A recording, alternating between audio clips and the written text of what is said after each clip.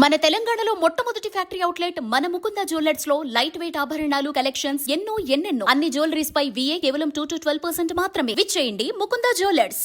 కృష్ణా జలాలను AP దోచుకెళ్తానంటే CM వత్తాసు పలుకుతున్నారని తెలంగాణ రక్షణ సేన అధ్యక్షురాలు కవిత ఆరోపించారు. రాష్ట్ర ప్రజలకు సీఎం రేవంత్ రెడ్డి అన్యాయం చేయాలని చూస్తున్నారని ధ్వజమెత్తారు.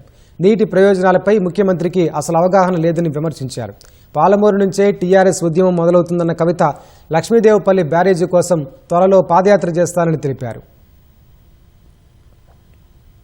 మా పార్టీ పెట్టినాక కరెక్ట్ వారం లోపల పాలమూరు రంగారెడ్డిలో పెద్ద సభ పెట్టి మన నీళ్ళు పోతున్నాయో మొత్తం ఎత్తుకపోతున్నారు ఆంధ్రోళ్ళు, మీరేమైనా చేయండి అని లొల్లి పెడితే నిన్న ముఖ్యమంత్రి గారు పోయి 2 రోజులు ఫస్ట్ టైం పాలమూరు బిడ్డ అయి ఉండి 30 నెలల నుంచి ఆయనకు తీరిక దొరకలేదట. నిన్న ఫస్ట్ టైం పోయి పాలమూరు ప్రాజెక్టుల మీద రివ్యూ చేసి ఏం మాట్లాడతాడు ఆయన, తీసుకుపోనండి 900 మనకు 968 టీఎంసీలు మనకు వస్తే చాలు, 200 టీఎంసీలు ఆంధ్రోలు తీసుకుపోనండి, సంప్రదింపులు జరుపుతున్నాం మేమని చెప్తున్నాడు ఆయన. రేవంత్ రెడ్డి గారు, మీకు నీటి మీద అవగాహన లేకపోతే అవగాహన ఉన్న వాళ్ళతో మాట్లాడండి. వాళ్ళ ఆంధ్రోలు 200 టీఎంసీలు తీసుకుపోయిన తర్వాత రేపు పొద్దున హైదరాబాద్ నగరానికి పెరుగుతున్నటువంటి భవిష్యత్ అవసరాలకి కృష్ణా నీళ్లు సరిపోవు, గోదావరి మనకు దిక్కు.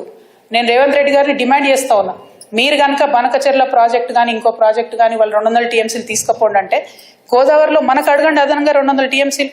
ఇప్పుడు 968 మనకు హక్కుభుక్తంగా ఉంది, 968 + 200 అడగండి. మీరు అడిగేంత వరకు మీరు బనకచెర్ల మీటింగ్ అటెండ్ అయినా కూడా మీరు తెలంగాణకు ద్రోహం చేసిన వాళ్ళే అవుతారు. మన భవిష్యత్ నీటి అవసరాలన్నింటినీ కూడా పాత రేషన్ వాళ్ళే అవుతారు.